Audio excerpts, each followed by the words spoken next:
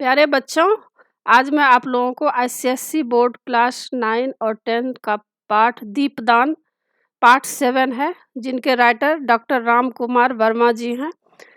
इसका मैं full explanation करने जा रही हूँ। और इससे पहले भी बच्चों मैं आईसीएसई बोर्ड का बहुत सारा चैप्टर पढ़ा चुकी हूँ। सीबीएसई बोर्ड का क्लास 9, क्लास 10, कृतिका, क्षितिज, स्पर्श, संचयन, इसका मैं सारा वीडियो बना चुकी हूँ। फुल एक्सप्लेनेशन, समरी और क्वेश्चन आंसर, उन सबको देखने के लिए आप ऊपर दिए गए आई बटन पर क्लिक करके देख सकते हैं, या नीचे दिए गए डिस्क्रिप्शन बॉक्स में देख सकते हैं, या प्लेलिस्ट में जाकर देख सकते हैं। और बच्चों, आप मुझे इंस्टाग्राम, फेसबुक और ट्विटर पर भी फॉलो कर सकते हैं। तो पाठ शुरू करते हैं। दीपदान राइटर का इसमें देखिएगा, डॉक्टर राम कुमार वर्मा जी का जन्म 1905 ईस्वी में हुआ और इनकी मृत्यु 1990 ईस्वी में हुई। लेखक परिचय इस तरह है। डॉक्टर राम कुमार वर्मा आधुनिक हिंदी साहित्य के सुप्रसिद्ध कवि, एकांकी, नाटक लेखक और आलोचक हैं। कवि व्यक्तित्व द्विवेदी युगीन प्रवृत्तियों से उदित होकर छायावाद क्षेत्र में मूल्यवान सिद्ध हुआ। नाटककार राम कुमार वर्मा का व्यक्तित्व कवि से अधिक शक्तिशाली और लोकप्रिय सिद्ध हुआ है। और नाटककार धरातल से उनका एकांकीकार स्वरूप ही उनकी विशेष महत्ता है, और इस दिशा में वे आधुनिक हिंदी एकांकी के जनक कहे जाते हैं, जो निर्विवाद सत्य है। डॉक्टर वर्मा के कृतित्व में एक विशेष धारा ऐतिहासिक एकांकियों की भी विकसित हुई है, जिसमें उनकी सांस्कृतिक और साहित्यिक मान्यताओं का सुंदरतम समन्वय स्थापित हुआ है। इनके एकांकिक साहित्य में भारतीय आदर्शों एवं शाश्वत मूल्य, त्याग, करुणा, स्नेह, परोपकार आदि का सुंदर सन्निवेश हुआ है। कृतियाँ: वीर हमीर, चित्तौर की चिता, चित्ररेखा, जौहर, काव्य, कबीर का रहस्यवाद, साहित्य समालोचना, हिंदी साहित्य का आलोचनात्मक इतिहास आलोचना, पृथ्वीराज की आँखें, रेशमी टाई, चारुमित्रा, सप्तकिरण, कौमुदी, महोत्सव, दीपदान, ऋतुराज, इंद्रधनुष, रूप रंग, रिमझिम प्रमुख एकांकी। पाठ परिचय इस तरह है। प्रस्तुत एकांकी में 16वीं शताब्दी की चित्तौर दुर्ग की ऐतिहासिक घटना को डॉक्टर राम कुमार वर्मा ने अत्यंत मर्मस्पर्शी ढंग से प्रस्तुत किया है। दीपदान की कथा ऐतिहासिक और जनश्रुत है। कथानक में घटनाक्रम का विकास निरंतर कौतूहल का निर्माण करता हुआ गतिशील होता है तथा चरम सीमा पर पहुंचकर जब पन्ना के नेत्रों के सम्मुख ही बनवीर उनके पुत्र चंदन को कुंवर उदय सिंह समझकर मृत्यु के घाट उतार देते हैं, तब भी पन्ना विचलित नहीं होती और यही एकांकी समाप्त होती है। इस एकांकी के संवाद पत्रानुकूल, चरित्राव्यंजक एवं घटनाक्रम को गति देने वाले हैं। भाषा, पात्र और भाव के अनुरूप हैं। साथ ही उसमें काव्यात्मक सरसता और मोहकता है। संपूर्णतः दीपदान वर्मा जी की सफल ऐतिहासिक एकांकी है, जो चित्तौर की बलिदान की भव्य परंपरा का एक स्वर्ण पृष्ठ हमारे सम्मुख खोल जाता है। देखिए, इसमें पात्र परिचय दिया गया है दीपदान का। तो कुंवर उदय सिंह चित्तौर के स्वर्गीय महाराणा सांगा का सबसे छोटा पुत्र राज्य का उत्तराधिकारी है। उनकी आयु है सिर्फ 14 वर्ष के हैं। कौन? उदय सिंह। अब देखिए, पन्ना कौन है? ढाई माँ है। एक त्यागमयी वीरांगना कुंवर उदय सिंह का संरक्षण करने वाली ढाई माँ। आयु उनकी 30 वर्ष है। मतलब उदय सिंह के माता पिता दोनों गुजर चुके हैं, तो उनका जो है पूरा ध्यान रखना पन्ना का ही काम है। तो ढाई माँ है, मतलब उदय सिंह का देख रेख करती हैं। और सोना रावल स्वरूप सिंह की लड़की, अत्यंत रूपवती और नटखट, आयु 16 वर्ष की है। अब यह सब आप लोगों को दिमाग में रहना चाहिए। सोना कौन है, पन्ना धाई कौन है, कुंवर उदय सिंह कौन है। तो ये अगर इसको आप पूरी तरह से सेटिंग कर लेंगे तो आपको पूरा पाठ आसानी से समझ में आ जाएगा। और देखिए, चंदन कौन है? धाई माँ का पुत्र, साहस और स्नेह का प्रतीक, आयु 13 वर्ष का है। चंदन जो है धाई माँ का अपना पुत्र है जो कि 13 वर्ष का है। और सांबली अंतःपुर की परिचारिका, आयु 28 वर्ष है। और किरत जूठी पत्तल उठाने वाली बारी, आयु 40 वर्ष है। तो किरत का भी ध्यान रखिएगा आप, जो कि जूठी पत्तल मतलब कचरा जो होता है यह सब उठाने का काम करती है। उसका उम्र कितना है? 40 वर्ष है। और बनवीर कौन है? महाराणा सांगा के भाई पृथ्वीराज का दासी पुत्र है, क्रूर और बिलासी है। उसका आयु है 32 वर्ष। तो बनवीर जो है यही सबसे बड़ा मतलब इस पाठ में दिखाया गया है कि बहुत ही मतलब क्रूर है। और यह जो है पृथ्वीराज का दासी पुत्र है। मतलब दासी पुत्र किसको कहा जाता है? जो उसके नौकरानी से जो पुत्र पैदा हुआ उसको दासी पुत्र कहा गया है। और समय रात्रि का दूसरा पहर है। स्थान कुंवर उदय सिंह का कक्ष। रंग निर्देश पूरी सजावट है। दरवाजों पर रेशमी पर्दे पड़े हुए हैं। एक पार्श्व में उदय सिंह की शैया है, मतलब बिछावन है। सिराहने पन्ना धाय के बैठने का स्थान है। उदय सिंह जहाँ बिछावन पर बैठते हैं वहाँ तकिया के पास जो है वहाँ धाय माँ बैठती हैं अक्सर।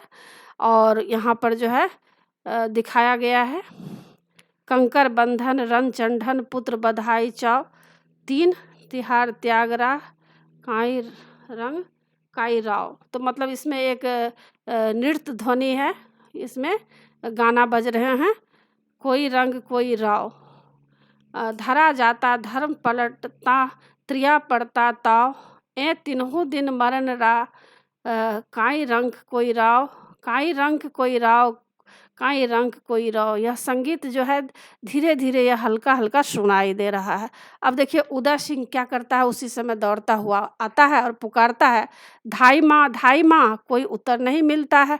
अपने आप धाई माँ कहाँ है? फिर पुकार कर धाई माँ। पन्ना भीतर से आती हुई, क्या है कुंवर? देखकर, अरे सांझ हो गई और तुमने अभी तक अपनी तलवार म्यान में नहीं रखी। मतलब तलवार रखने का जो एक ये होता है जैसे कवर होता है उसको म्यान कहा गया है। तो पन्ना धाय माँ के जैसे थी। तो पन्ना कह रही है उदय सिंह को कि शाम हो गई है और तुम जो है अभी तक अपने कवर में म्यान में तलवार को नहीं रखी है। अब उदय सिंह, धाई माँ देखो ना कितने सुंदर सुंदर लड़कियां नाच रही हैं, गीत गाती हुई तुलजा भवानी के सामने नाच रही हैं, चलो ना देखो ना। तो उदय सिंह क्या कह रहा है धाई माँ को कि देखो माँ, सुंदर सुंदर लड़कियां वहाँ पर नाच रही हैं तुलजा भवानी के पास, तुम भी चलो ना माँ, देखो ना। पन्ना, मैं नहीं देख सकूंगी लाल। उदय सिंह, नहीं धाई माँ, चलो ना, थोड़ी देर के लिए चलो ना। पन्ना, नहीं कुंवर, इस समय नाच देखना अच्छा नहीं लगता। उदय सिंह, क्यों नहीं अच्छा लगता है? मैं तो उन्हें बड़ी देर तक देखता रहा और वे भी मुझे बड़ी देर तक देखती रही धाई माँ, मैं कितना अच्छा हूँ धाई माँ। पन्ना, बहुत अच्छे हो, तुम तो चित्तौड़ के सूरज हो, महाराणा सांगा जी के छोटे कुंवर। सूरज की तरह तुम्हारा नाम कुंवर उदय सिंह रखा गया है। उदय सिंह हंसकर, अच्छा यह बात है, पर क्या रात में भी सूरज का उदय होता है? मैं तो रात में भी हंसता खेलता रहता हूँ। तो देखिए यह 14 साल का बच्चा है, उसको मालूम नहीं है कि उदय सिंह को मारने के लिए जो है तुलजा भवानी के पास नाच डांस हो रहा है। लेकिन पन्ना और जो है धाई माँ, उनको पता है कि उदय सिंह अगर वहाँ नाच डांस देखने गया तो हो सकता है वहाँ पर उसको कोई मार दे। तो इसलिए बहाना बना करके पन्ना धाई जो है वह उनको रोकना चाहती है उदय सिंह को। तो उदय सिंह, कुल दीपक, कहीं तुम मुझे दान न कर देना धाई माँ। वे नाचने वाली लड़कियां तुलजा भवानी की पूजा में दीप दान करके ही नाच रही हैं। वे दीपक छोटे से कुंड में जैसे नाचते हैं धाई माँ। मचले हुए स्वर में, चलो ना धाई माँ, तुम उनका दीप दान देख लो। जिस तरह उनके दीपक नाचते हैं उसी तरह वे भी नाच रही हैं। पन्ना, मैं इस समय कुछ नहीं देखूंगी कुंवर। उदय सिंह, रुक कर, तो जाओ, मैं भी नहीं देखूंगा। मैं उदय सिंह भी नहीं बनूंगा और कुल दीपक भी नहीं, कुछ नहीं बनूंगा। तो पन्ना बोलती है, रूठ गए कुंवर, रूठने से राजवंश नहीं चलते। जाओ विश्राम करो, मतलब आराम करो। देखो तुम्हारे कपड़ों पर धूल छा रही है, दिन भर तुम तलवार का खेल खेलते खेलते थक गए होंगे। जाओ सैया पर सो जाओ, मतलब बिछावन पर जाकर सो जाओ। मैं तुम्हारी तलवार अलग रख दूंगी। उदय सिंह रूठे स्वर में, तब तो मैं तलवार के साथ ही सोऊंगा। पन्ना, अभी वह समय नहीं आया कुंवर। चित्तौर की रक्षा में तुम्हारे कई दिनों तक तलवार के साथ ही तुम्हें सोना पड़ेगा। उदय सिंह रूठे स्वर में, तुम्हें तलवार से डर लगता है जो बार बार तलवार रखने को कहती हो। पन्ना, तलवार से डर? चित्तौर में तलवार से कोई नहीं डरता कुंवर। जैसे लता में फूल खिलते हैं ना, वैसे ही यहाँ वीरों के हाथों में तलवार खिलती है, तलवार चमकती है। उदय सिंह उसी तरह रूखे स्वर में, अब मेरा मन बहलाने लगी। तुम नाच देखने नहीं चलती तो मैं भी नहीं, मैं अकेला ही चला जाऊंगा। मैं जाता हूँ। जाने को उद्यत हो जाता है, मतलब तैयार हो जाता है, जिद पकड़ लेता है। पन्ना, नहीं कुंवर, तुम कभी रात में अकेले नहीं जाओगे। चारों तरफ जहरीले सर्प मतलब सांप घूम रहे हैं, किसी समय भी तुम्हें डस सकते हैं। जहरीले सांप यहाँ कहा गया है कि चारों तरफ तुम्हारे मारने के लिए दुश्मन सब लगे हुए हैं, किसी समय तुम्हारे ऊपर अटैक हो सकता है। उदय सिंह, सर्प? कैसे सर्प? पन्ना, तुम नहीं समझोगे कुंवर, जाकर सो जाओ, थक गए होंगे। भोजन के लिए मैं मना लूंगी। उदय सिंह, नहीं माँ, आज मैं भोजन न करूँगा और न ही अपनी शैया पर सोऊंगा। प्रस्थान के लिए उद्यत उदय सिंह का प्रस्थान। पन्ना, चले गए? कुंवर का रूठना भी मुझे अच्छा लगता है, मना लूंगी। गान दीपदान, नाच गान दीपदान, इसी से चित्तौर की रक्षा होगी। चित्तौर में यह बहुत हो चुका और अब तो बनवीर का राज है। नुपुर नाद करते हुए एक किशोरी का प्रवेश। किशोरी, ढाई माँ को प्रणाम। पन्ना, कौन? किशोरी, मैं हूँ सोना, रावल स्वरूप सिंह की लड़की। कुंवर जी कहाँ हैं? पन्ना, वे थक गए हैं, वे सोना चाहते हैं। सोना चाहते हैं तो मैं भी तो सोना हूँ। अट्ठास, मतलब उसका नाम सोना है तो हंसी मजाक करने लगी है। पन्ना, चुप रह सोना, कुंवर जी रूठकर सोने चले गए हैं, तुम लोग कुंवर को नाच गाने की ओर खींचना चाहती हो। सोना, क्या तुलजा भवानी के सामने नाचना कोई बुरी बात है? आज हम लोगों ने दीपदान किया और मन भर कर नाचा। यूँ नाचती है कुंवर जी भी तो बड़ी देर तक हमारा नाच देखते रहे। मैं भी तो उन्हें देखकर बहुत नाची, उनको हमारा नाच बहुत अच्छा लगा। बहुत अच्छा, देखो पैरों की यह ताल, नुपुर की झनकार। पन्ना, बस बस सोना, अगर तू रावल जी की बेटी न होती तो। सोना, कटार भौंक देती। कटार? अट्ठास करती है, मजाक करती है। ढाई माँ, तुमने उदय सिंह के सामने तो अपने पुत्र चंदन को भी भुला दिया है, तुम्हारे मातृत्व को भी भुला दिया। तुम्हारे मातृत्व में उदय सिंह ऐसे समाये हैं जैसे कटार को अपने हृदय में रखने के लिए म्यान को अपने हृदय खोखला कर दिया हो। हंसती है। खोखला मतलब वह कहना चाहती है कि जितना तुम प्यार उदय सिंह को करती है उतना तुम अपने पुत्र चंदन को भी नहीं करती है। पन्ना, यह कविता रहने दो, जानती नहीं बनवीर का राज है। सुना, ओहो बनवीर, उन्हें श्री महाराजा बनवीर कहो। बागर के तो इलाके में वे हाथी घोड़ों की झूल लाए थे।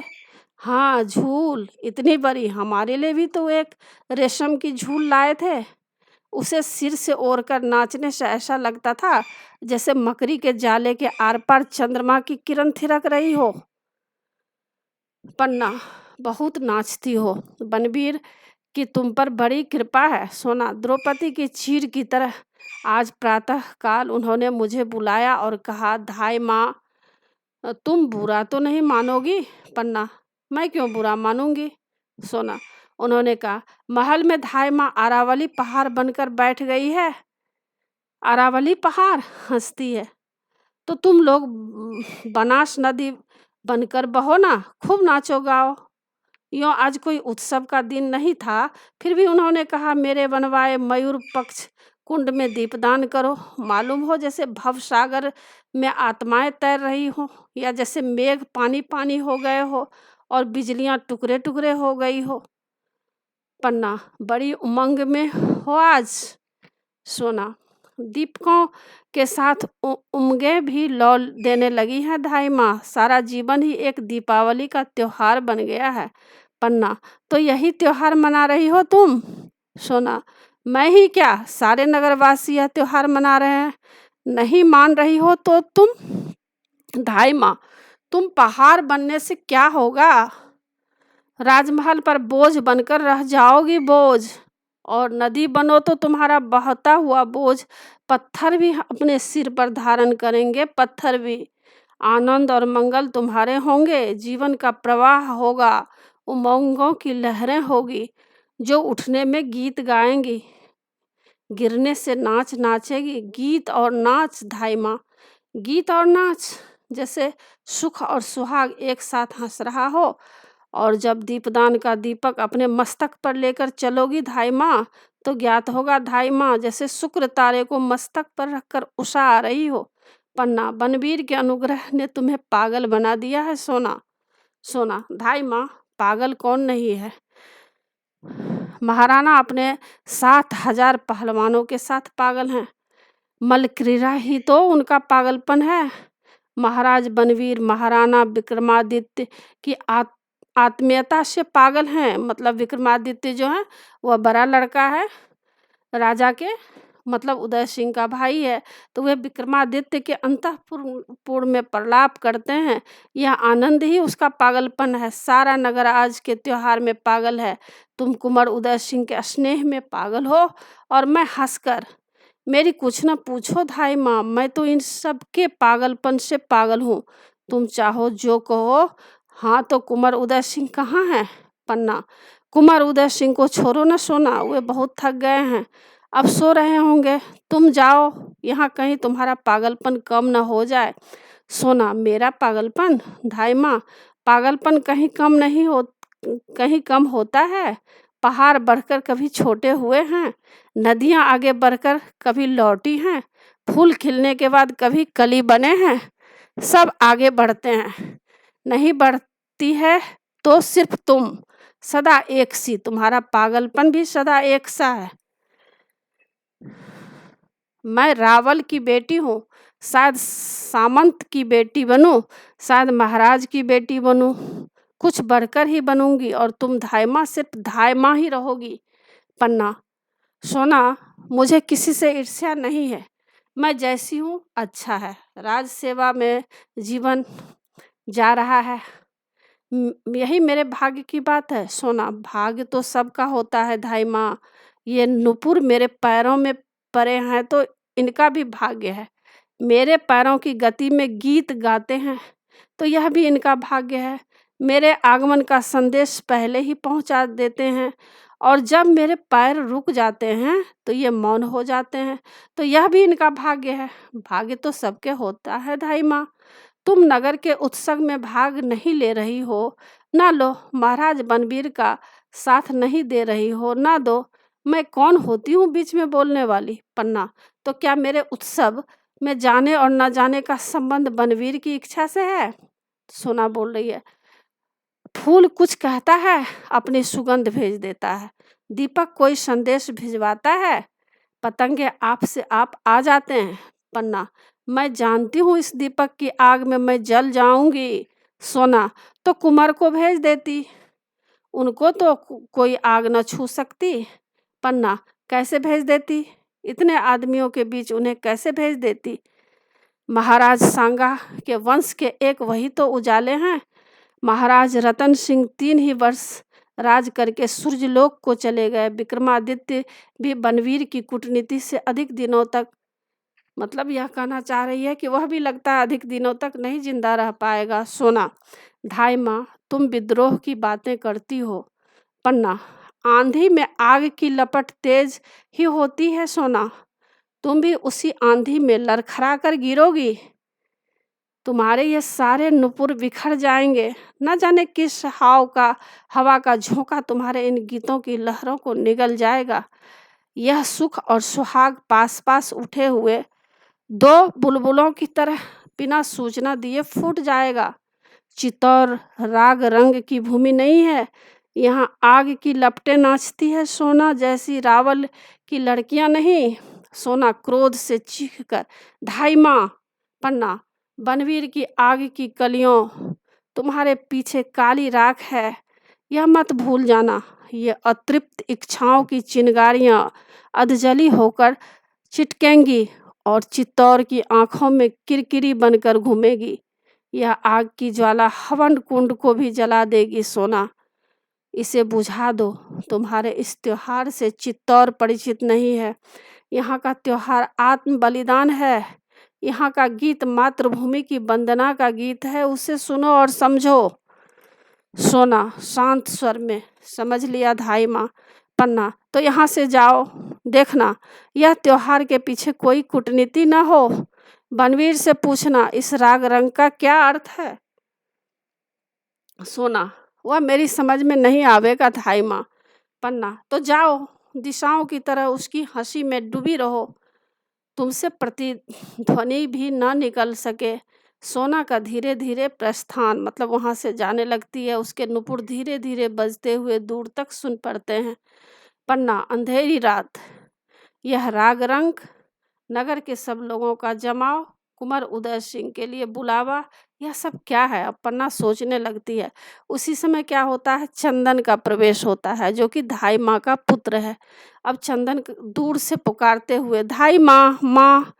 पन्ना, क्या है मेरे लाल। चंदन, माँ, इतनी कविता बनाने वाली, इतने गीत गाने वाली, इतना नाचने वाली सोना धीरे धीरे कैसे जा रही थी, गुमसुम, जैसे किसी ने सांप का जहर खींच लिया हो। पन्ना, सांप का जहर। चंदन, हाँ, जहरीली तो है ही। जब बोलती है तो बातों की ऐसी चोट करती है कि कुछ कहते नहीं बनता।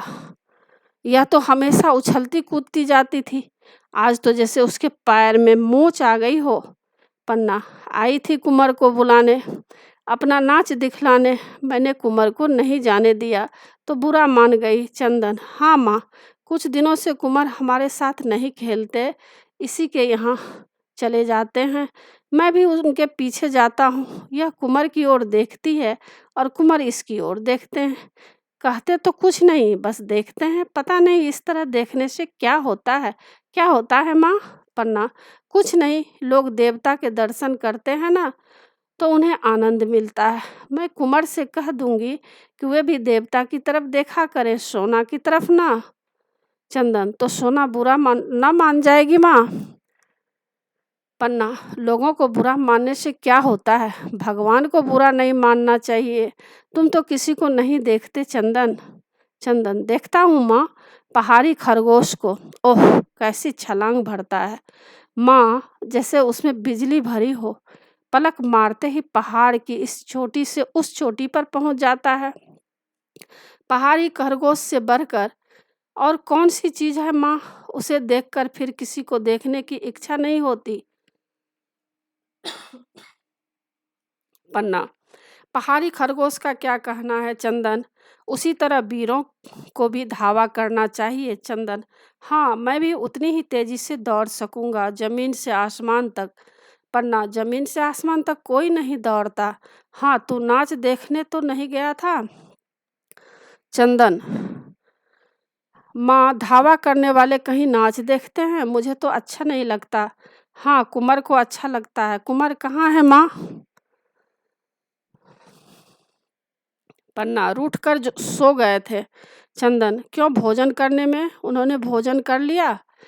पन्ना, नहीं, पर कुंवर तुम्हारे उठाने से नहीं उठेंगे। तुम भोजन कर लो, मैं थोड़ी देर बाद उन्हें उठाकर बहलाकर भोजन करा दूंगी। चंदन, मुझे अकेले भोजन करना अच्छा नहीं लगेगा माँ। पन्ना, भोजन कर लो मेरे चंदन, मेरे लाल, सज्जा ने तुम्हारे लिए अच्छा भोजन बनाया है। वह तुम्हें अच्छी अच्छी बातें सुनाती हुई भोजन करा देगी। मैं भी अभी आती हूँ, तुम्हारी माला टूट गई थी, उसी को ठीक कर रही हूँ, बस थोड़े दाने और रह गए हैं। चंदन, माँ, कल कुंवर की माला भी ठीक कर देना, वह भी टूट रही है, सोना ने उसे पकड़कर खींच दिया था।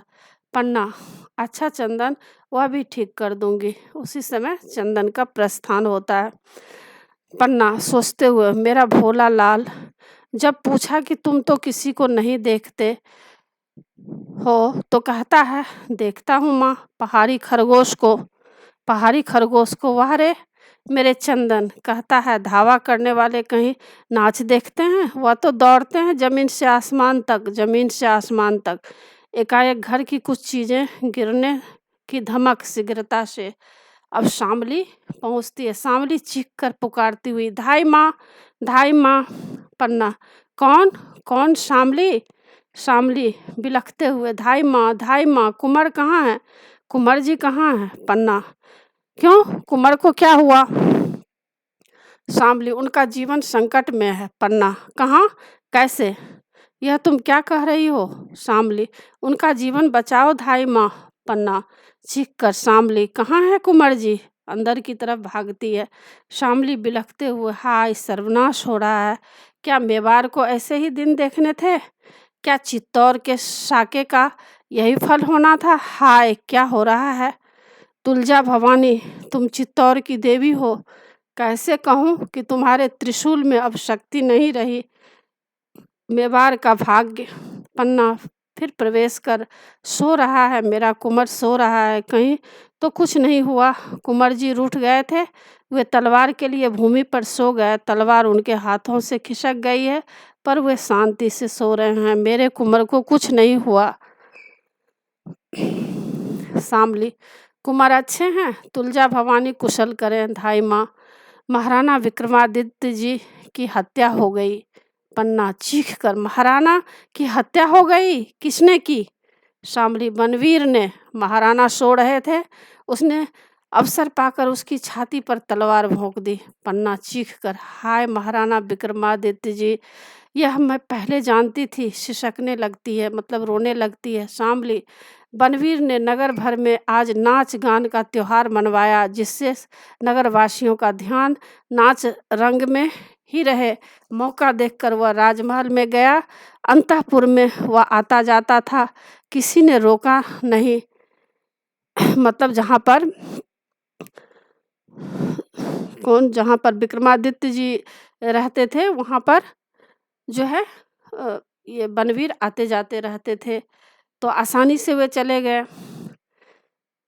उसने महाराणा के कमरे में जाकर उनकी हत्या कर दी। पन्ना, स्थिर होकर, आज कुसमय नाच रंग की बात सुनकर मेरे मन में शंका हुई थी, इसलिए मैंने कुंवर को कहीं जाने से रोक दिया था। संभव था कि कुंवर वहां जाते तो बनवीर अपने सहायकों से कोई कांड रच देता। शामली, इसलिए मैं दौड़ी आई हूँ धाई माँ। लोगों ने बनवीर को कहते सुना है कि वह कुंवर उदय सिंह को भी सिंहासन का अधिकारी समझकर जीवित रहने नहीं देगा, वह निष्कंटक राज्य करेगा। धाई माँ। पन्ना, विलासी और अत्याचारी राजा कभी निष्कंटक राज नहीं करता। शामली, लेकिन रक्त के भीगी तलवार लेकर वह सीना ताने हुए अपने महल में गया है। पन्ना, लोगों ने उसे पकड़ा नहीं, सैनिक चुपचाप देखते ही रहे। शामली, सैनिकों को उसने अपनी तरफ मिला लिया है, लोग उससे डरते हैं। महाराणा विक्रमादित्य का राज भी तो ऐसा ही था कि लोग उनसे प्रेम रखते, उनके पहलवानों की सहायता से राज नहीं चल सकता। सभी सामंत महाराणा से असंतुष्ट थे। पन्ना, अब क्या होगा? शामली, थोड़ी देर बाद ही वह कुंवर जी को मारने आएगा। आज की रात में वह अपने को पूरा महाराणा बना लेना चाहता है, किसी तरह से हो कुंवर जी की रक्षा होनी चाहिए धाई माँ। पन्ना, कुंवर जी की रक्षा सोचते हुए, कुंवर जी की रक्षा अवश्य होगी, अवश्य होगी। वह अब मेवाड़ का उत्तराधिकारी एक यही तो राजपूत रखता है, दासी पुत्र बनवीर को चित्तौर सहन नहीं कर सकेगा। शामली, यह तो आगे की बात है, पर तुम कुंवर जी की रक्षा किस तरह करोगी? पन्ना, मैं इस अंधेरी रात में ही उसे लेकर कुंभलगढ़ भाग जाऊंगी। शामली, और चंदन कहाँ रहेगा? पन्ना, जहाँ भगवती तुलजा उसे रखेगी। मेरे महाराणा का नमक मेरे रक्त से भी महान है, नमक से रक्त बनता है, रक्त से नमक नहीं। शामली, धन्य हो धाई माँ, पर तुम अंधेरी रात में नहीं भाग सकोगी। पन्ना, क्यों अंधेरी रात में? मुझे कौन जानेगा, कौन पहचानेगा? शामली, तुम महलों से निकल भी ना सकोगी। आते समय मैंने देखा कि बनवीर के सैनिक तुम्हारे महल को घेरने को आ रहे थे, एक ओर से तो तुम्हारा महल घिर ही चुका था।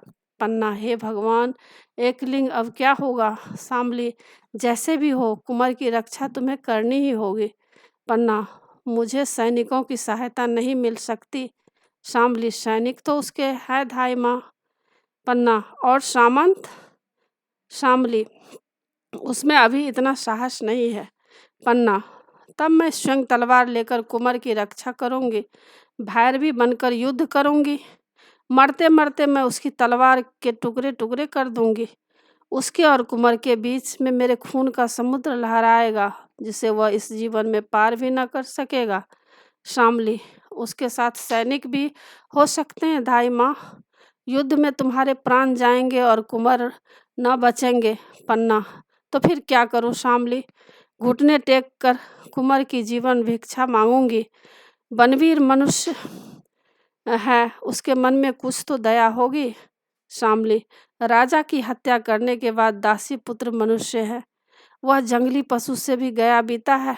पन्ना, तो फिर मेरे कुंवर कैसे बचेंगे, कैसे बचेंगे मेरे कुंवर? सिसकी मतलब रोने लगती है। शामली, इसका उपाय मैं क्या बताऊं धाई माँ, मैं तो महल की एक परिचारिका हूँ, मैं क्या कहूँ? मतलब महल का देख रेख मैं करती हूँ, पर इतना कह जाती हूँ कि वह क्रूर और अत्याचारी बनवीर आता ही होगा। सर्प की तरह उसकी भी दो जीभें हैं, जो एक रक्त से नहीं बुझेगी, उसे दूसरा रक्त भी चाहिए, और वह कुंवर। तुम कुछ बोल नहीं रही दाई माँ, आंखें बंद कर क्या सोच रही हो? पन्ना, भगवती तुलजा का ध्यान कर रही हूँ कि वे मुझे शक्ति दे कि मैं कुंवर की रक्षा कर सकूं। शामली, इस समय कुंवर की रक्षा शक्ति से नहीं हो सकेगी, कोई युक्ति ही काम हो सकती है। चौक कर कौन आ रहा है? पन्ना, जोर से। दरवाजे पे कौन है? किरत बारी का प्रवेश। किरत, अन्नदाता। किरत बारी हो, धाई माँ के चरण लागो। किरत जो है वह जो है मतलब कचरा उठाने वाला का प्रवेश होता है। पन्ना, किरत तुम हो, आ गए? बाहर तो कोई नहीं है। किरत, अन्नदाता, बाहर सिपाहियों का डेरा लग रहा है। जान नहीं पड़ता अन्नदाता की आधी रात को यह क्या हो रहा है। पैरों में से किसी का भी पैसारा नहीं हो पाता। मैं तो बाड़ी है, उससे भी कुछ बोला नहीं। पन्ना, तो तुम खटके चले आए? किरत, अन्नदाता, मैं तो जूठी पत्तल उठाता हूँ, कोई माल मता तो मेरे पास है नहीं। टोकरी है, उसमें पत्ते हैं। कुंवर जी ब्यालू कर ली धाई माँ, मैं जूठन पालूं? पन्ना, नहीं किरत, कुंवर जुग जुग जिए धाई माँ। जब से कुंवर जी की बूंदी से आए हैं, तब से सगर महल में उजियारा फैल गया है। राणा विक्रमादित्य जब हरभजन करेंगे, तब धाई माँ अपना चौर चतर कुंवर जो को तो सौंपेंगे, और जब कुंवर जो राणा होएंगे तो सगर जहान उनको बंदगी करने आएगा। मतलब सब लोग खुश हो जाएंगे, उनकी प्रार्थना करेंगे।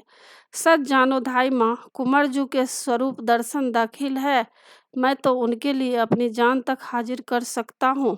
ठहर कर धाई माँ कुछ सोच रही है? पन्ना, चौंक कर, हाँ मैं सोच रही हूँ शामली से, तुम बाहर जाके देखो सिपाही कहाँ कहाँ खड़े हैं और कितने सिपाही हैं। शामली, बहुत अच्छा धाई माँ, मैं जाती हूँ। पन्ना, तो किरत, तुम कुंवर जी को बहुत प्यार करते हो?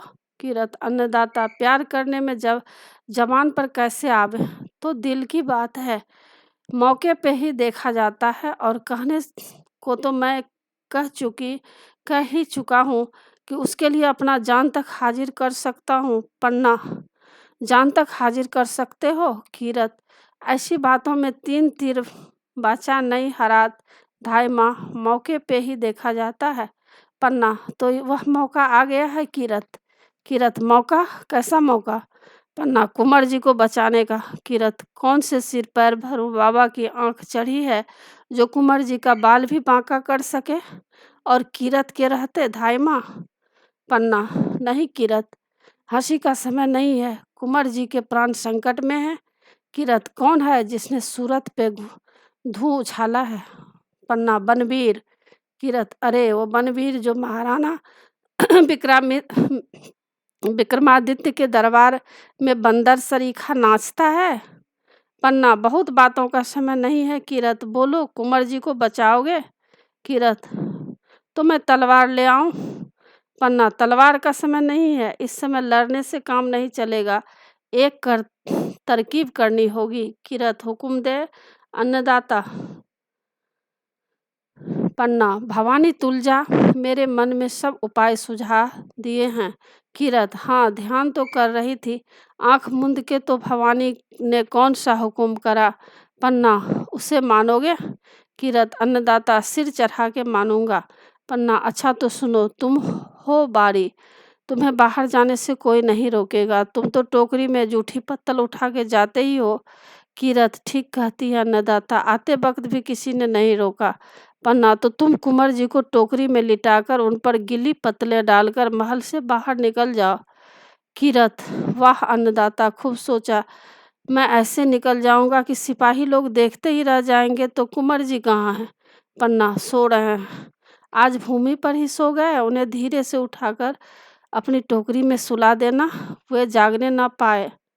किरत, अन्नदाता, उनको पता भी न चलेगा कि वे कहाँ जा रहे हैं। पन्ना, गहरी सांस लेकर, चित्तौड़ का राजकुमार पत्तल ओढ़ के सोएगा, कौन जानता था।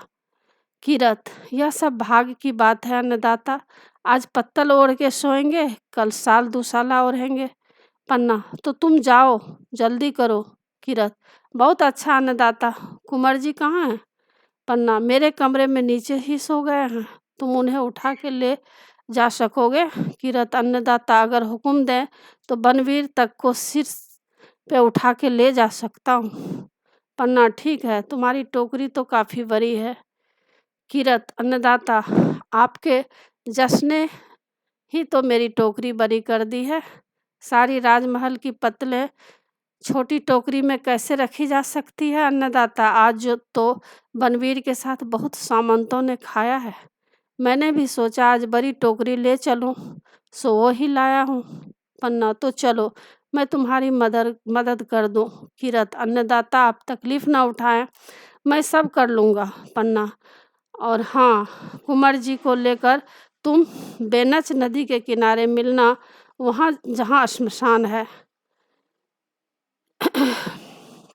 किरत, ठीक है अन्नदाता, वहीं मिलूंगा, वहाँ मुझ पर किसी भी आदमी की नज़र न पड़ेगी। पन्ना, तो जाओ किरत, आज तुम जैसे छोटे आदमी ने चित्तौड़ के मुकुट को संभाला है, एक तिनके ने राज सिंहासन को सहारा दिया है, तुम धन्य हो। किरत, अन्नदाता, धन्य तो आप हैं कि मुझको आपने ऐसे सेवा का काम सौंपा है, मैं चलूं? शामली का प्रवेश। शामली, धाय माँ, महल चारों तरफ सिपाहियों से घिर गया, उत्तर की तरफ ही 7 सिपाही हैं, बाकी तीनों तरफ 20-20 सिपाही पहरा दे रहे हैं, शायद उत्तर की तरफ के सिपाही बनवीर को लेने गए हैं।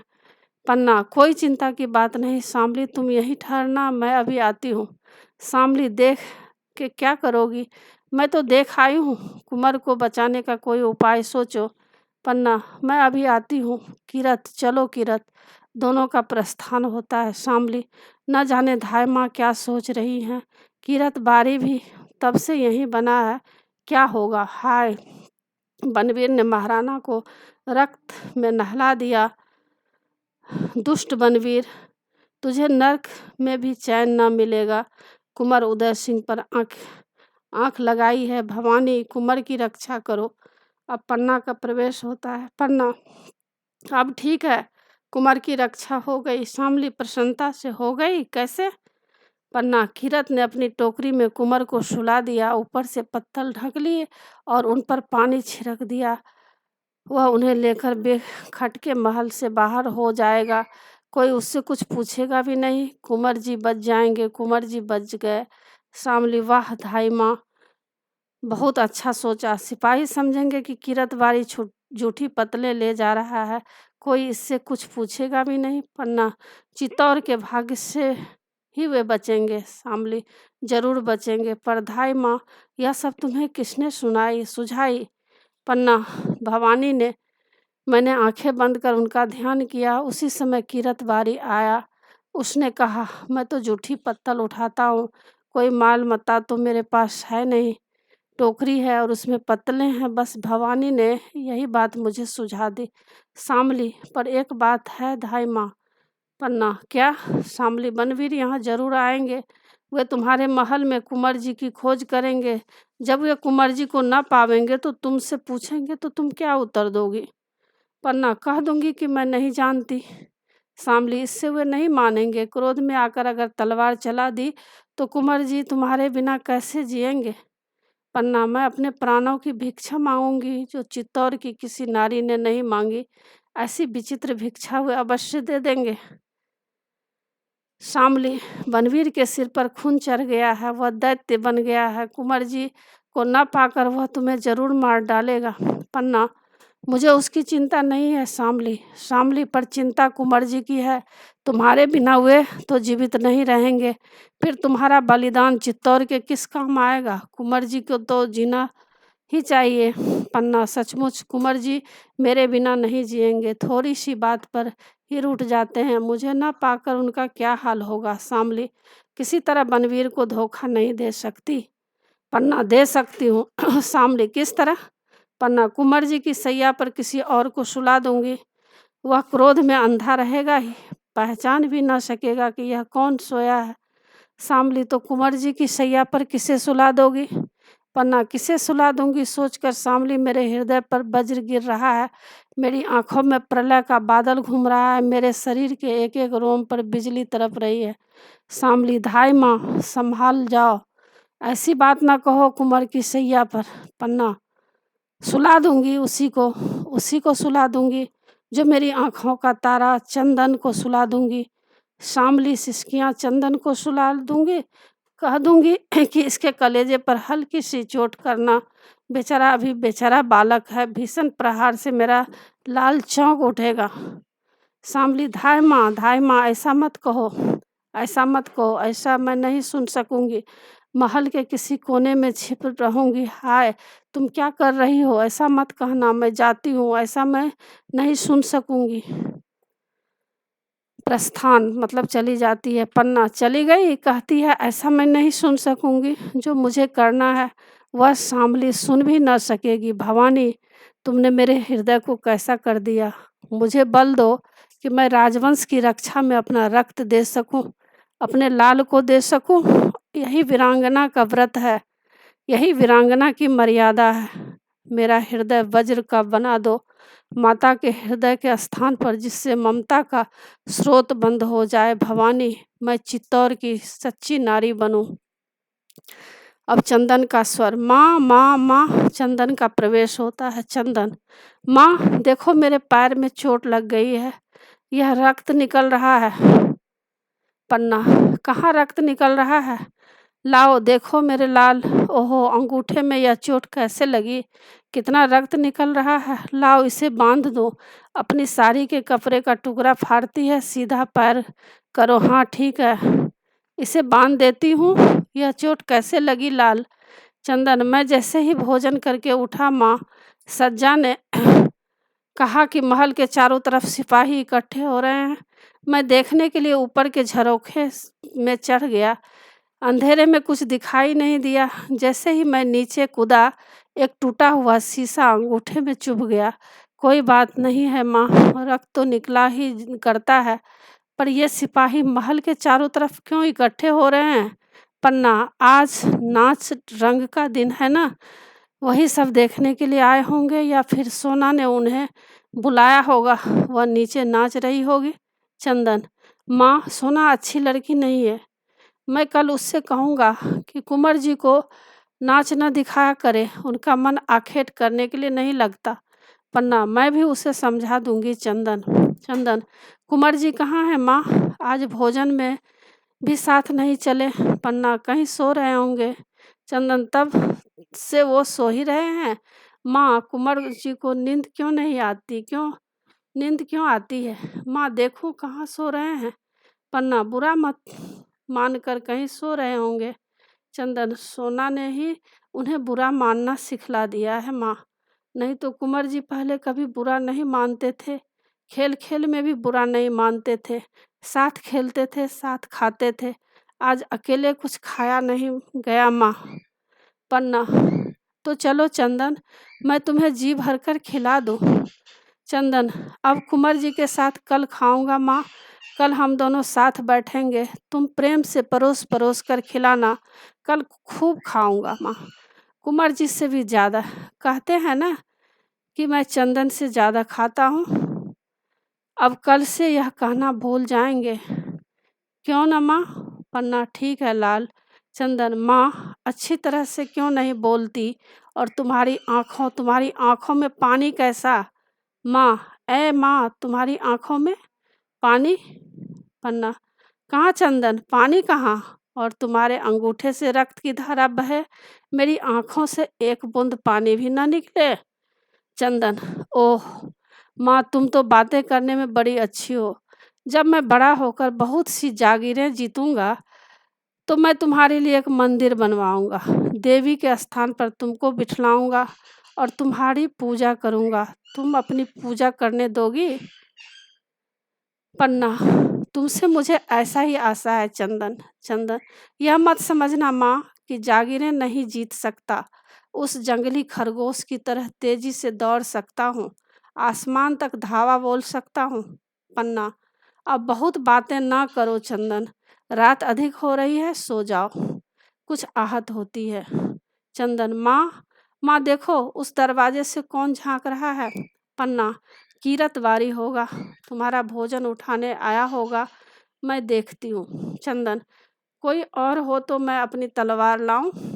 पन्ना, लौटती लौटती हुई, कोई नहीं, महल में किसका डर है लाल, तुम सो जाओ। चंदन, कहाँ सोऊं? सज्जा तो अभी रसोई घर में ही होगी, मेरी सैया ठीक ना की होगी। पन्ना, तो तुम कुंवर जी की सैया पर सो जाओ, सैया ठीक होने पर तुम्हें लिटा दूंगी। चंदन, और कुंवर जी बुरा मान गए तो? पन्ना, मैं कुंवर जी को समझा दूंगी, तुम्हारे लेटने से कुंवर जी की सैया मैली तो हो ना जाएगी। चंदन, तुम बहुत अच्छी हो माँ, आज कुंवर जी की सैया पर लेट कर देखूं, अब तो मैं भी राजकुमार हो गया। मेरी माला, राजकुमार के गले में माला होती है ना, तुमने मेरी टूटी माला गूंथ दी। पन्ना, नहीं गूंथ पाई लाल, शामली आ गई थी।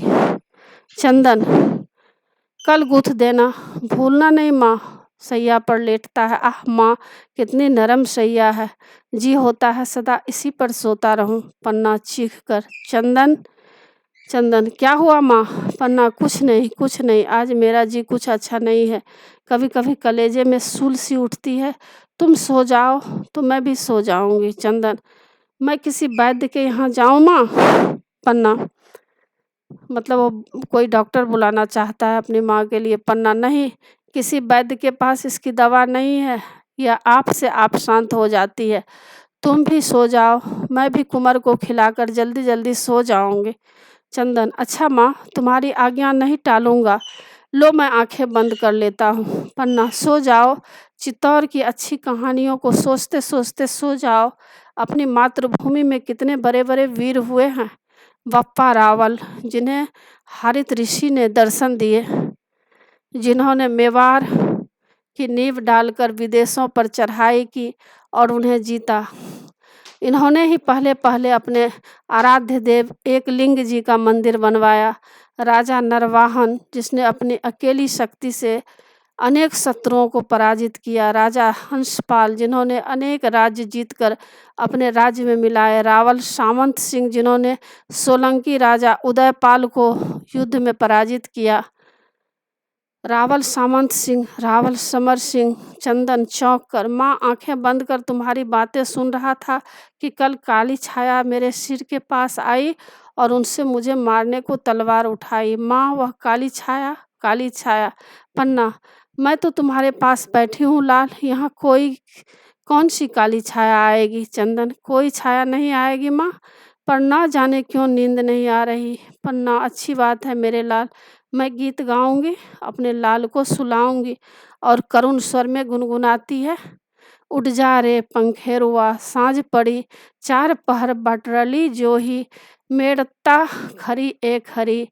उठ जा पंखेरुआ, साँझ पड़ी, डब डब भड़िया नैन दिरघरा, लग रही झरी ए झरी, उड़ जा रे पंखेरुआ, साँझ पड़ी तेरी फ़िक्र हूँ भई दीवानी, मुस्कान घड़ी ए घड़ी, उड़ जा रे पंखेरुआ। धीरे-धीरे गाना समाप्त होता है। पन्ना फिर से पुकारती है, चंदन। चंदन के ना बोलने पर पन्ना अलग हटकर ज़ोर-ज़ोर से सिसकती है, मतलब रोने लगती है। पन्ना, मेरा लाल सो गया। मैंने अपने लाल को ऐसी निद्रा में सुला दिया कि अब वह ना उठेगा। सिसकियाँ लेती है, ओह पन्ना, तूने अपने भोले बच्चे के साथ कपट किया है। तुमने अंगारों की सेज पर अपने फूल से लाल को सुला दिया है। तुम सर्पिणी है जो अपने ही बच्चे को खा डालती है। जानबूझकर अपने पुत्र की हत्या करने जा रही है अभागिनी माँ। संसार में तेरा भी जन्म होने का को था। सिसकियाँ लेती है, फिर चंदन को संबोधित करते हुए, लाल, तुम्हारी माला मैं नहीं गूँथ सकी। तुम्हारा जीवन अधूरा होने जा रहा है, तो माला कैसे पूरी होगी। सिसकियाँ, आज तुम भूखे सो ही रह गए मेरे लाल। आज अंतिम दिन मैं तुम्हें अपने हाथों में भोजन भी ना करा सकी। तुम क्या जानो कि कल तुम और कुंवर साथ साथ कैसे भोजन करोगे। कहते थे कल तुम परोस कर खिलाना, मैं अब किसे खिलाऊंगी चंदन। सिसकियाँ, तुम बड़ी बड़ी जागीरें जीतोगे, मंदिर बनवाओगे, देवी के स्थान पर मुझे बिठलाओगे और मेरी पूजा करोगे। मैं ऐसी देवी हूँ जो अपने भक्त को खा रही हूँ। सिसकियाँ, तुम्हारे अंगूठे से रक्त की धारा बही, अब हृदय से रक्त की धारा बहेगी, तो मैं कैसे रोक सकूंगी मेरे लाल, मेरे चंदन। जाओ, ये रक्त का धारा अपनी मातृभूमि पर चढ़ा दो। आज मैंने भी दीपदान किया है। दीपदान, जीवन का दीप मैंने रक्त की धारा पर तैरा दिया है। ऐसा दीपदान भी किसी ने किया है। एक बार तुम्हारा मुख देख लूं, कैसा सुंदर और भोला मुख है। सिसकियाँ, एकाएक भरभराहट की आवाज़ होती है। हाथ में तलवार लिए बनवीर आता है। बनवीर, मद्य पीने से उसके शब्द लड़खड़ा रहे हैं, मतलब शराब पिया हुआ है। पन्ना, पन्ना, महाराज बनवीर। बनवीर, सारे राजपूतों में एक ही धाई माँ है पन्ना, सबसे अच्छी। मैं ऐसी धाई माँ को प्रणाम करने आया हूँ। रुककर, धाई माँ की आंखों में आंसू। पन्ना, नहीं, आंसू नहीं है। आज मेरे कुंवर बिना भोजन किए सो गए हैं। बनवीर, आज के दिन भोजन नहीं किया। अरे आज तो उत्सव का दिन है, आनंद का दिन है। अट्टहास करता है, हंसता है। मेरे महल में 300 सामंतों ने भोजन किया। आज कर कीरत बारी की टोकरी देखती, भोजन उठाते उठाते वह जिंदगी भर के लिए थक गया होगा। हंसता है, जिंदगी भर के लिए। तो कहाँ है कुंवर उदय सिंह, मैं उन्हें अपने हाथ से भोजन करा दूं। पन्ना, कुंवर सो गए हैं, वह किसी के हाथ से भोजन नहीं करते, मैं उन्हें खिला दूंगी। बनवीर, धाई माँ हो ना आज। पन्ना, आज तुमने सोना का नाच नहीं देखा। ओह कितना अच्छा नाचती है। मैंने उससे कह दिया था कि वह कुंवर उदय सिंह को अपने धाई माँ को अपना नाच दिखला दे। पन्ना, वह आई थी, शायद तुम्ही ने उसे भेजा था, पर कुंवर जी का अच्छा नहीं था, कुंवर जी का जी अच्छा नहीं था, इसलिए मैंने उन्हें नहीं भेजा। बनवीर, जी अच्छा नहीं था और आज का दीपदान भी तुमने नहीं दिया। पन्ना, मेरे दीपदान देखने की बात नहीं है, करने की बात है। बनवीर, ठीक है धाई माँ तो मंगल कामनाओं की देवी है, वे दीपदान करके चित्तौर का कल्याण करेंगी, मैं भी चित्तौर का कल्याण करूँगा। एक बात कहूँ पन्ना, मैं तुम्हें मेवाड़ की एक जागीर देना चाहती हूँ। वहाँ तुम्हारे लिए तुलजा भवानी का मंदिर बनेगा। मंदिर, सो लोग तुम्हें इतनी श्रद्धा से देखेंगे कि तुलजा भवानी में और तुम में कोई अंतर ना होगा। तुम ही देवी के उस मंदिर में रहेगा, लोग तुम्हारी पूजा करेंगे। पन्ना चीख कर, बनवीर। बनवीर अट्टहास कर, महाराज बनवीर नहीं कहा, मेरे कहने भर से तुम देवी हो गई। महाराज बनवीर को बनवीर कहने लगी। देवी को प्रणाम। देखो अब तुम्हें मोह ममता से दूर रहना होगा। तुम कुंवर उदय सिंह को मुझे दे दोगी और उसे मैं यह तलवार दूंगा।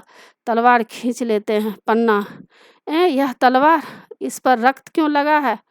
बनवीर, रक्त तो तलवार की शोभा है पन्ना, वह अनंत सुहाग से भरी है, यह तो उसके सिंदूर की रेखा है।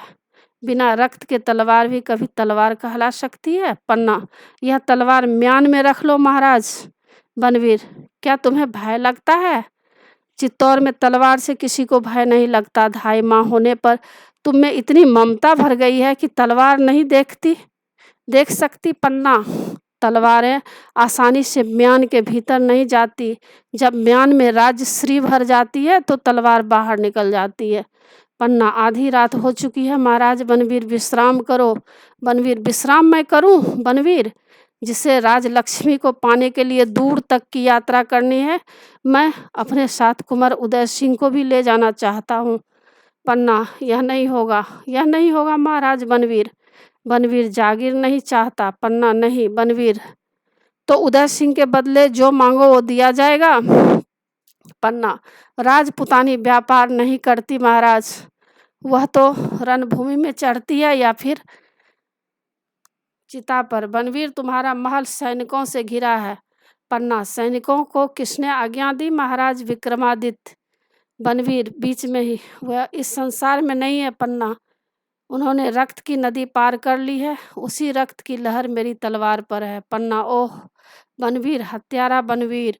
बनवीर, महाराणा बनवीर को हत्यारा बनवीर नहीं कह सकती। पन्ना, हत्यारा बनवीर कहने वाली जीभ काट ली जाएगी। पन्ना, तो लो मेरी जीभ काट लो और यहाँ से चले जाओ महाराज विक्रमादित्य।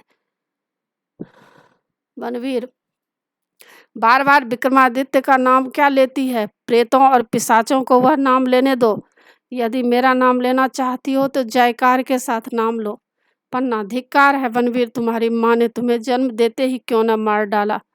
बनवीर, चुप रह धाय, बच्चे की पालने वाली, लोरियां सुनाने वाली एक साधारण दासी महाराणा से बात करती है। कहाँ है उदय सिंह? पन्ना, तू उदय सिंह को छू भी नहीं सकता, नीच नाड़की। महाराणा विक्रमादित्य की हत्या के बाद तू उदय सिंह को देख भी नहीं सकता। बनवीर, मैं नहीं देखूंगा, मेरी तलवार देखेगी। विक्रम के रक्त से सनी हुई तलवार अब उदय सिंह के रक्त से धोई जाएगी। पन्ना, ओह क्रूर बनवीर, तुम तो उदय सिंह के संरक्षक थे, रक्षा के बदले क्या तुम उसकी हत्या करोगे? नहीं नहीं, यह नहीं हो सकता महाराणा बनवीर, तुम राज करो चित्तौर पर, मेवाड़ पर, सारे राजपुतानों पर राज करो, पर कुंवर उदय सिंह को छोड़ दो। मैं उसे लेकर सन्यासिनी हो जाऊंगी, तीर्थों में वास करूंगी, तुम्हारा मुकुट तुम्हारे माथे पर रहे, पर मेरा कुंवर भी मेरी गोद में रहे। बनवीर, महाराणा बनवीर, मुझे यह भिक्षा दे दो। बनवीर, दूर हट दासी, यह नाटक बहुत देख चुका हूँ। उदय सिंह की हत्या ही तो मेरे राज सिंहासन की सीढ़ी है, जब तक वह जीवित है तब तक सिंहासन मेरा नहीं होगा। तू मेरे सामने से हट जा। पन्ना, मैं नहीं हटूंगी, अपने कुंवर की सैया से दूर नहीं हटूंगी। बनवीर, उदय सिंह को सुला दिया है जिससे उसे मारने का कष्ट न हो, उसका मुख भी ढक दिया है। वाह रिधाई माँ, बालक के मरने में भी ममता का ध्यान रखती है। सैया से दूर हट पन्ना, मैं उसे चिर निद्रा में सुला दूं। पन्ना, साहस से नहीं, ऐसा नहीं होगा। क्रूर नराधम नार की, ले मेरी कटार का प्रसाद ले। आक्रमण करती है, उसकी चोट बनवीर की ढाल पर सुन पड़ती है। बनवीर क्रूर अट्टहास करता है। दासी, कर लिया कटार का वार, यह कटार मेरे हाथ में है, अब किससे वार करेगी? अब तुझे भी समाप्त कर दूंगा, लेकिन स्त्री पर हाथ नहीं उठाऊंगा। पन्ना, अबोध सोते हुए बालक पर हाथ उठाते तेरा हृदय तुझे नहीं धिक्कारता? बनवीर, सैया के समीप जाकर, यही है मेरा मार्ग का कंटक। आज मेरे नगर में स्त्रियों ने दीपदान किया है, मैं भी यमराज को इस दीप का दान करूंगा। यमराज, लो यह दीपक को, यह मेरा दीपदान है। तलवार से उदय सिंह के धोखे में चंदन पर जोर से प्रहार करता है। पन्ना जोर से चीख कर मूर्छित हो जाती है। कमरे बंद, लौ का दीपक जलता है। तो यही था बच्चों पाठ दीपदान। और देखिए नीचे जो है कुछ शब्दार्थ दिए गए हैं, जो शब्दार्थ कठिन है उसको आप याद कर लीजिएगा। और इसमें कुछ वस्तुनिष्ठ प्रश्न है ऑब्जेक्टिव टाइप का, इसमें भी देखिए उत्तर भी नीचे दिया गया है, तो उसको याद कर लीजिएगा। इसी के साथ पाठ की समाप्ति होती है। आशा है बच्चों आप लोगों को सारा पाठ अच्छी तरह से समझ में आ गया होगा और एग्ज़ाम के लिए तैयार कर लीजिएगा। और बच्चों आप मेरे चैनल देव नागरी को ज़रूर सब्सक्राइब कीजिएगा और सब्सक्राइब के बगल में बेल आइकन बटन है, उसे क्लिक कीजिए, लाइक कीजिए और शेयर कीजिए। कमेंट्स ज़रूर कीजिए कि आपको यह पाठ कैसा लगा। नए पाठ के साथ फिर मैं मिलूँगी बच्चों। धन्यवाद।